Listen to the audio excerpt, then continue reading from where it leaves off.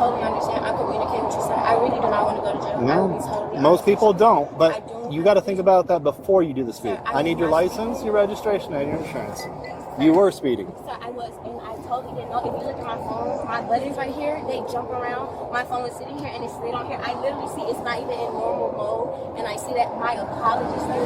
Please, I communicate. The mode has nothing to do with your gas pedal. No. I need your license, your registration, and your insurance. I really want to work. Can you really work with me, sir? I promise. The woman in that car is an Olympic gold medalist. 40 days earlier, she was on a podium. Right here, she is on the side of a Florida highway being told to step out, about to be put in handcuffs. Her name is Sha'Carri Richardson. The charge is not what you think. Everybody online is calling this a speeding ticket, an Olympic champion arrested over a speeding ticket. I am going to show you why that is wrong.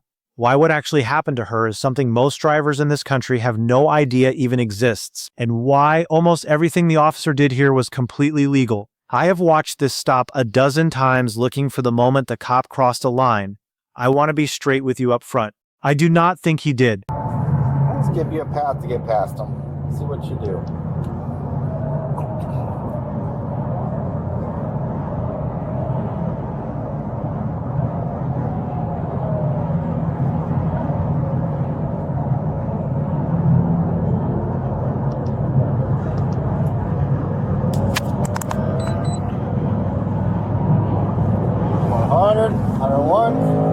Passing a car at 101. My name is Matthew Graves. I am a criminal defense attorney now, but before law school, I wore the badge. I spent years as a patrol officer, making these exact stops, sitting in that car at 2 in the morning, deciding whether the person in front of me gets a ticket or gets cuffs. So I'm not going to hand you outrage. I have been on both sides of this window, and I am going to tell you exactly what that deputy was allowed to do, where he had a choice, and the one part of this case her lawyers can actually fight.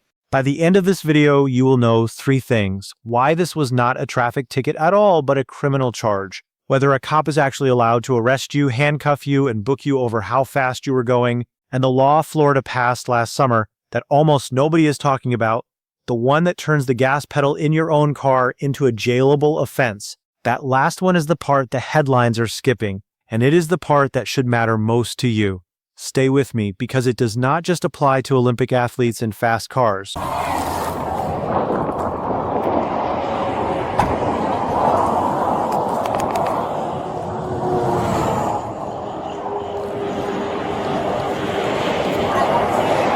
I would wipe that smile off your face. I'm Sergeant McDaniels with the Orange County Sheriff's Office. You're being stopped for dangerous excessive speeding. I understand my tire at the back is like literally on 29. So you're driving at 100. Hold on. You're driving at 104 miles an hour in a 65 mile an hour zone with subpar equipment, flashing people to get out of your lights, out of your lane, following too close, using every lane to pass everybody, cutting me off, passing a car on the inside shoulder with their hazard. Here's what the deputy reported. On State Road 429 in the Orlando area, an Orange County deputy clocks a car on radar doing 104 miles an hour. The posted limit there is 65. That is not a little heavy on the gas. That is 39 over, and according to the deputy, she was not just fast. She was tailgating and crossing lanes to get around slower traffic. Hold on to that detail, the manner of the driving, because later it becomes the whole ballgame. When he gets to the window, she is shaken. She tells him, and this is on his body camera, that she did not mean to do it, that she was on her phone and did not even realize the car was going that fast. I want you to sit with that for a second, because a lot of people hear that and think it is a defense. I am going to tell you later why, if anything, it is the opposite. A car at 101, 103, 104. County motor 50, copy 1050. Gonna be 429 northbound at Stony Brook, Florida tag. On a gray Aston Martin and an occupants.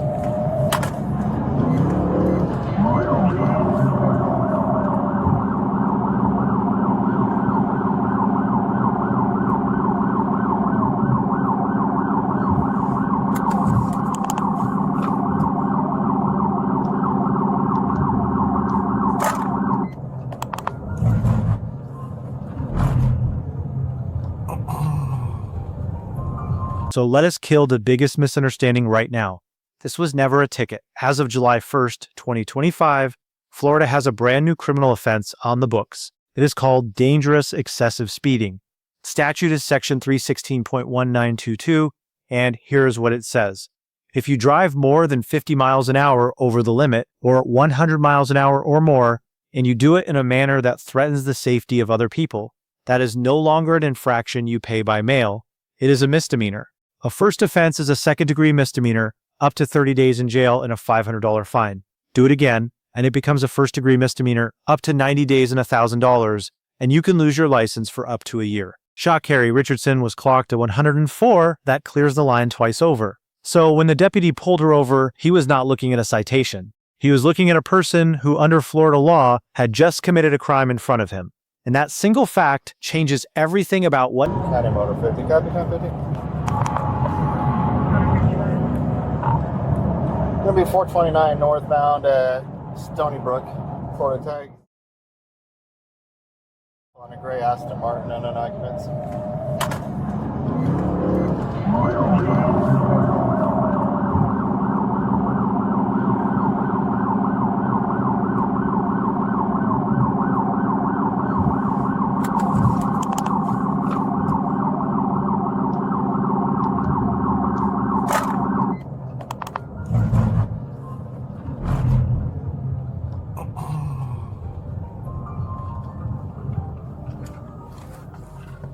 He was allowed to do next. Let us take this in the order it actually happened. First question, was he even allowed to pull her over?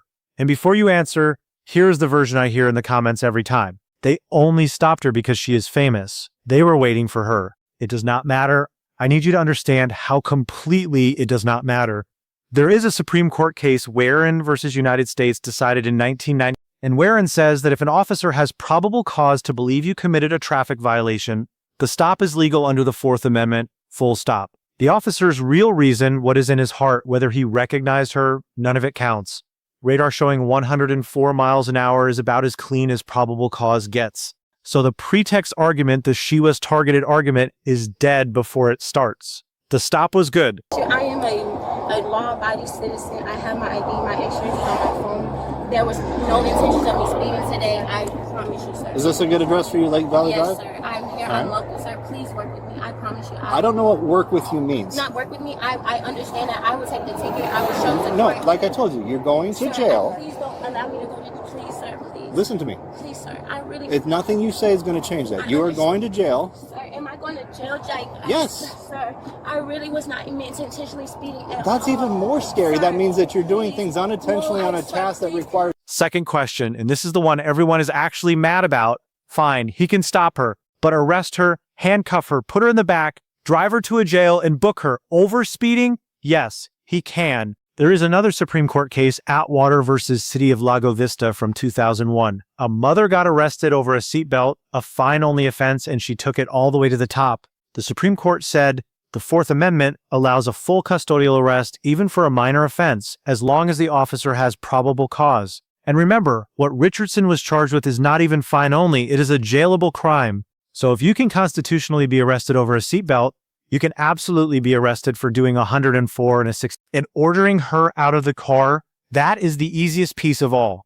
Pennsylvania versus Mimms, 1977. During any lawful stop, an officer can order the driver out of the vehicle as a matter of course. No extra reason needed. Now, I want to be precise because this is where people get sloppy. Mimms lets him order you out. It does not by itself let him frisk you. A pat-down is a separate step that needs its own reasonable suspicion that you are armed and dangerous. Two different rules, but the order to step out of the car, that was clean. And just so you have the full chain, the reason a Florida officer can make that arrest on the roadside at all, without a warrant, is a state statute, section 901.15. It lets an officer arrest you for a traffic crime committed right in front of him. Stop, arrest, order out of the car, 3 boxes, all checked. This is the honest answer. You are going to have a little bit of time to make some phone calls. You are going to jail. I am towing your car. Please, sir, don't take me to jail. I will do everything. No. I will do everything. You have two options. Listen. Sir, please. Listen, you have two options. Please, sir. The first option is you can either ride with me in my car, Sir, Damn, that's loud. The second option is you are going to go to jail in a cage car. No, Which do you prefer? I promise you, I don't want to go to jail. I'm right here. I have a team here. I have a coach, everything, sir. I was not intentionally doing anything, and I am. You're not listening. You're repeating yourself and not listening. Nothing you say is going to change. Outrage videos will not give you. Here's where being a defense lawyer who used to carry a badge actually matters, because there is a piece of this that is true and uncomfortable at the same time. Legal does not mean he had to. Atwater says an officer is allowed to arrest you for a minor crime. It does not say he must. That deputy had a choice. He could have written her a notice to appear, handed her a court date, and let her drive home. I made that exact call 100 times when I was on the road. Same facts, 2 drivers, and one gets cuffs and one gets a slip of paper. And the honest truth is that a lot of what tips it is the officer's read of the moment and his discretion. So you can say 2 things at once and both are true. The arrest was lawful, and the officer chose the harder path when a softer one was sitting right there. Anyone telling you the law forced him to jail her is wrong. Anyone telling you he broke the law by arresting her is also wrong. The uncomfortable middle is the real story. Now, her estimated net worth is reported to be in the millions from sponsorships, competitions, and branding. She is someone people recognize instantly. And that matters in this story. Because when the deputy walked up to the car, this was not an average driver. This was a celebrity. And you can hear it in how the interaction unfolded. The deputy approaches. Standard procedure, license, registration, inside the car. She starts explaining fast, nervous, talking a lot. She tells the officer her tire pressure was low. She says the car was not in normal mode, and that made it go faster. She explains why she was speeding. She explains why she changed lane. She explains why she was in a rush. She keeps explaining. Her lawyers entered a plea of not guilty in early February, and people saw that and laughed. Not guilty? The radar said 104. How do you fight that? Here is how, and it is the smartest part of this whole case. Go back to the statute. It does not just say 100 miles an hour. It says 100 miles an hour in a manner that threatens the safety of others. That word manner is an element of the crime. It is something the state has to actually prove beyond a reasonable doubt, not just assume from the number. So her defense is not going to argue she was slow. They are going to argue the manner. Light traffic, clear conditions, no crash, no near miss. The state's answer to that is the detail I told you to hold on to, the tailgating, the crossing lanes to pass. That is the state's manner evidence. That is the fight, and that is exactly why pleading not guilty is not a joke.